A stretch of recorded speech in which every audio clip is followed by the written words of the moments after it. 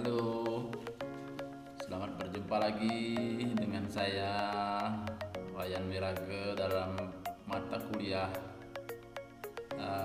ilmu kurtanah. Pada hari ini, saat ini kita akan melanjutkan materi kuliah kita dengan judul membuat garis siku di lapangan.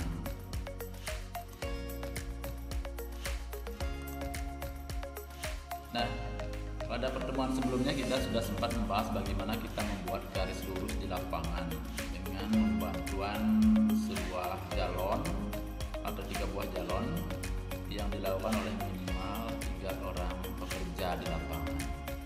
Nah, saat ini yang masih ada hubungannya dengan garis lurus di lapangan, pada saat kita membuat garis lurus, kita sudah pernah bahas bahwa ada bagian-bagian tertentu yang kita harus membuat garis siku di lapangan.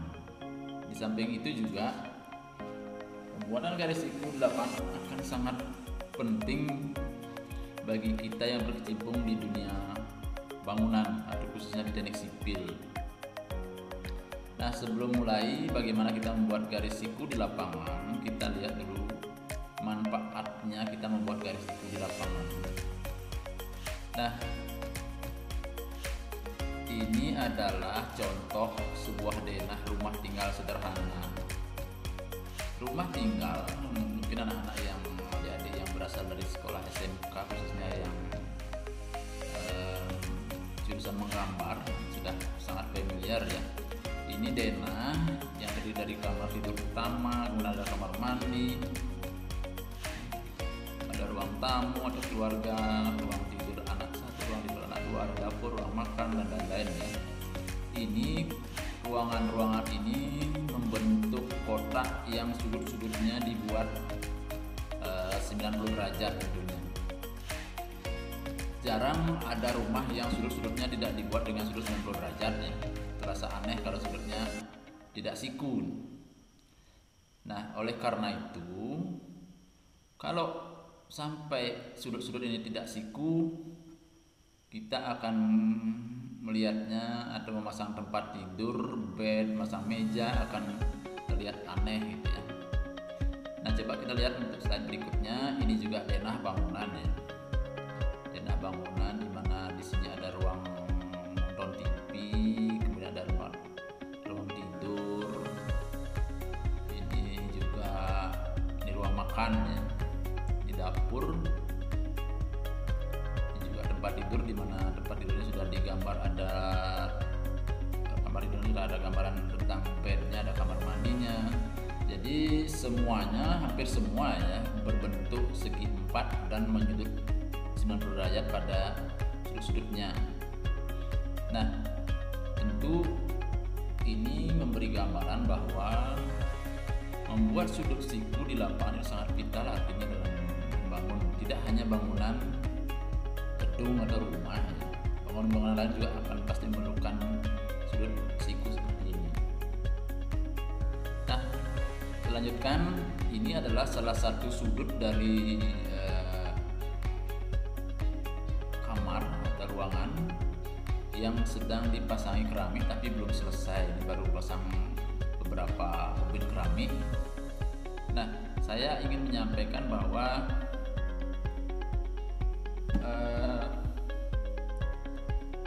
andai kata ruangan yang kita bikin itu tidak siku pada sudut ini, tentu tukang pasang keramiknya akan kesulitan untuk memasang keramik utuh seperti ini. Pasti harus ada bagian yang harus dipotong, mungkin harus memotong menyirang seperti ini karena sudutnya tidak siku.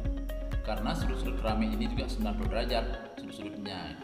Kalau sudah membuat sudut bangunan ini sudah menyiku seperti ini di sudut 90, maka pada saat memasang keramik juga akan gampang dan lebih indah atau elok dipandang. Tidak ada bagian keramik yang terpotong miring atau serong seperti ini misalnya gitu ya. Nah, disitulah manfaat kita membuat sudut siku nanti pada saat sebelum kita membangun. Nah, selanjutnya sebelum kita membuat sudut siku, saya ingin memperkenalkan ada patok-patok yang harus kita buat di lapangan, namanya bauplang. barangkali adik-adik sudah pernah melihat orang membangun. Sebelum membangun mereka membuat patok seperti ini di sudut-sudutnya ya. Ini fungsinya adalah untuk memacangkan paku tempat kita membentangkan benang ke arah sana, benang ke arah tegak lurus dari benang yang tadi. Nah, boplang ini harus dijaga dengan baik sehingga kedudukannya tidak boleh berubah, tidak boleh ada yang duduk di sini atau nyender atau menyandarkan sepeda motor apalagi di sini ya, sehingga acuan yang kita buat ini tidak akan berubah. Ini namanya boplang ya. Nah, ini dibuat setiap sudut atau setiap kita akan memasang bentangan benang seperti ini. Nah, boplang ini kadang-kadang dibuat keliling menerus di sekeliling rencana bangunan, tapi bisa juga dibuat setempat seperti ini, tergantung dari ketersediaan bahan. Kalau dibuat keliling tentu saja akan lebih banyak kayu yang dihabiskan dan proyek menjadi lebih mahal gitu. Nah, di sini akan ditancapkan paku tergantung posisi mana yang kita ingin membentangkan benang seperti ini.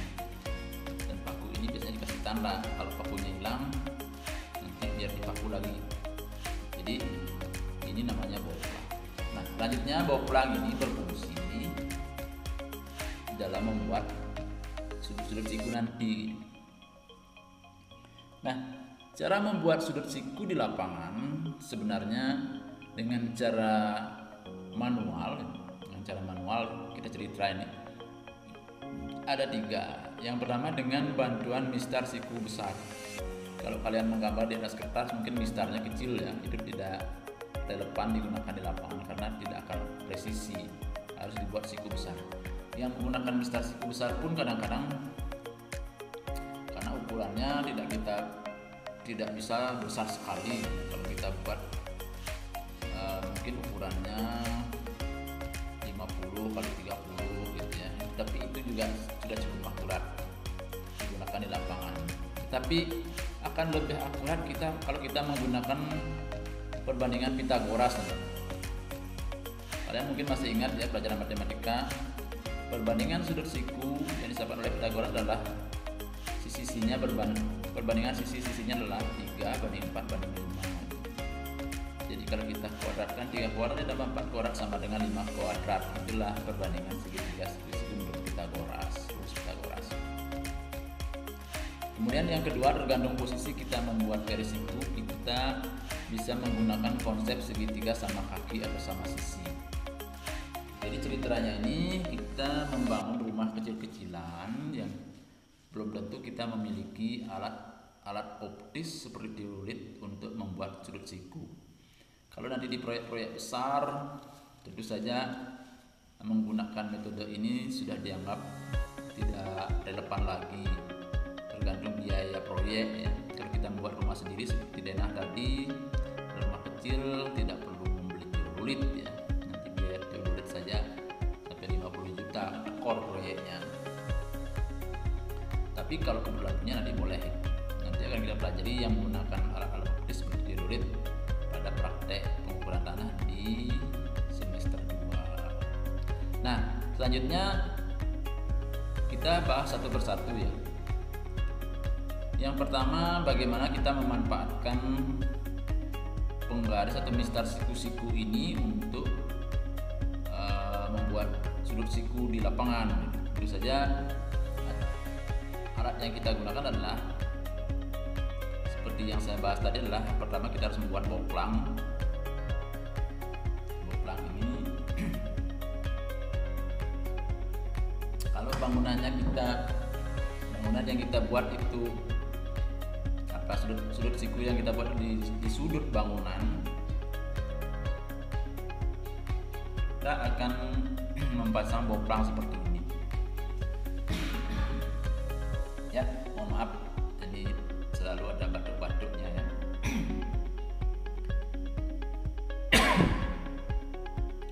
Nah, kita tinggal memasang paku di sini, kemudian disambungkan dengan benang.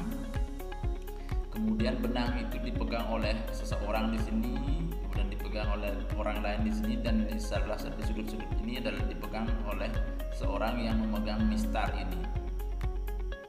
Nah, garis benang ini diusahakan orang yang memegang garis siku ini, mistar siku ini, memberi aba-aba kepada orang yang memegang benang di sebelah kanannya dan memberikan aba-aba kepada orang yang memegang benang di sebelah kirinya, sehingga benang yang dipasang ini jadi nempel di sisi-sisi segitiga siku ini. Kalau sudah nempel, tentu saja benang ini harus dipasang pada paku yang tertancap pada boplang, juga ada di sini ya. Di sini juga ada boplang juga ditancapkan pakunya. Jadi demikian ya, membuat sudut siku menggunakan mistar ini.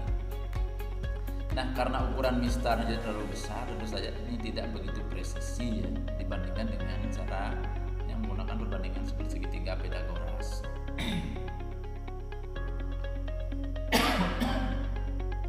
Nah, tadi harusnya saya menjelaskan seperti ini dulu ya.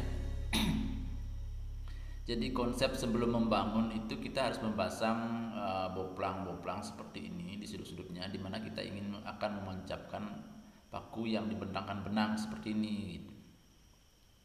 Kalau kita ingin membuat sudut siku di sudut ini menggunakan garis siku, ya ceritanya seperti di slide yang kita bahas sebelumnya tadi ya. Jadi setiap tempat yang ingin kita panjangkan paku untuk membentangkan benang ini, karena kita harus membuat boplang.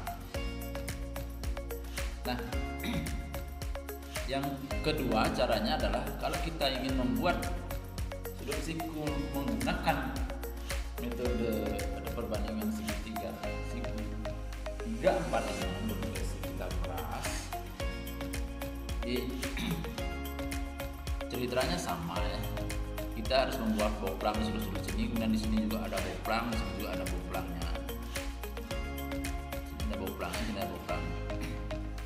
Nah, benang-benang ini kita tandai di sebelah sini 3 bagian, kemudian di sebelah sini ada 4 bagian, dan di sini kita ikatkan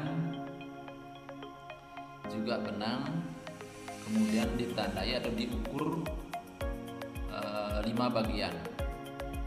Nah, benang-benang yang menyilang ini ditarik dengan kencang ya, kemudian di sini dipegang ujungnya.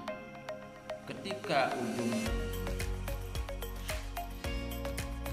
yang memiliki bagian 5 bagian ini ketemu, maka segera benang yang kita bentangkan ini dipanjangkan di boplang sebelah sini dan boplang sebelah sini. Itu artinya sudut ini sudah membentuk sudut 90 derajat ya. Jadi perbandingan antara sisi sini, ini 3, ini 4, ini 5. Jadi ditarik dengan kencang, sama-sama kencang.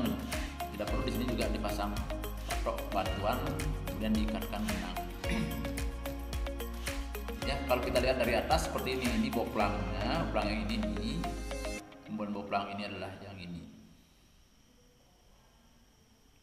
Dan ini bagian yang 3 bagian, yang tegak lurus ini adalah 4 bagian, yang ini 5 bagian. Jadi benangnya ditarik kencang seperti ini, tarik kencang seperti ini, dan kalau ketemu dengan titik ini yang sudah kencang, berarti kita sudah bisa membuat sudut siku di titik A ini.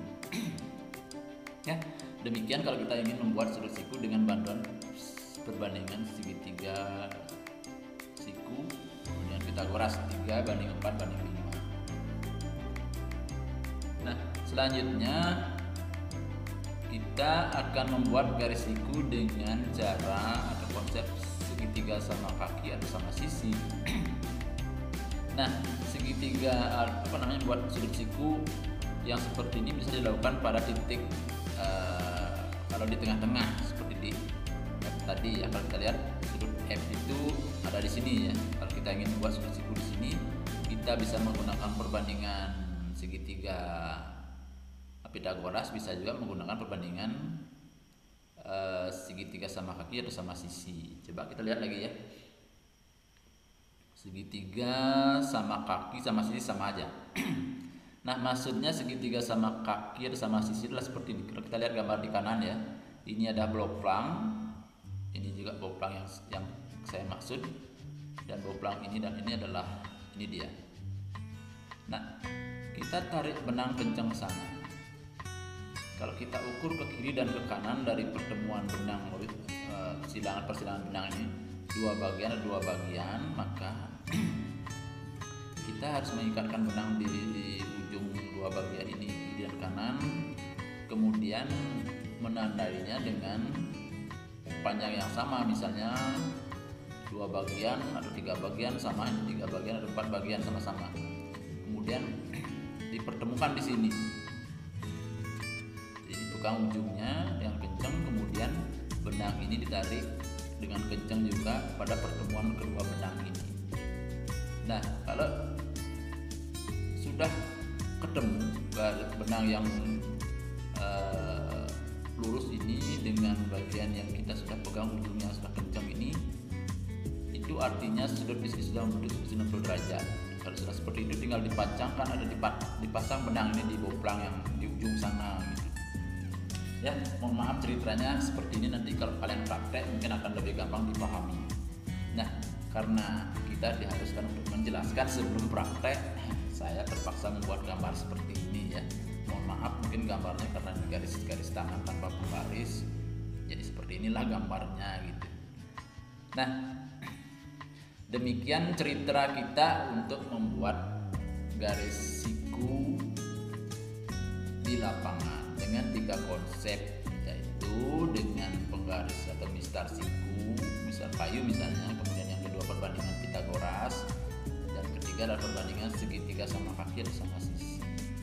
Semoga bisa dipahami dengan segala keterbatasan ini. Mohon maaf ya, nanti kalian boleh cerita-cerita, japri, bertanya di grup boleh. Meskipun saya tidak bisa jawab langsung, mungkin kalian juga tidak boleh diputar selain ini sambil tidur-tiduran, nanti bertanya di grup kapan saja, sampai besok, sampai pertemuan berikutnya juga boleh. Menjelaskannya pun mungkin karena keterbatasan, saya akan boleh jelaskan dengan gambar-gambar atau dengan cara menelpon kalian juga boleh. Ya, jadi sampai jumpa pada pertemuan berikutnya. Sampai di sini untuk edisi membuat garis siku di lapangan. Terima kasih.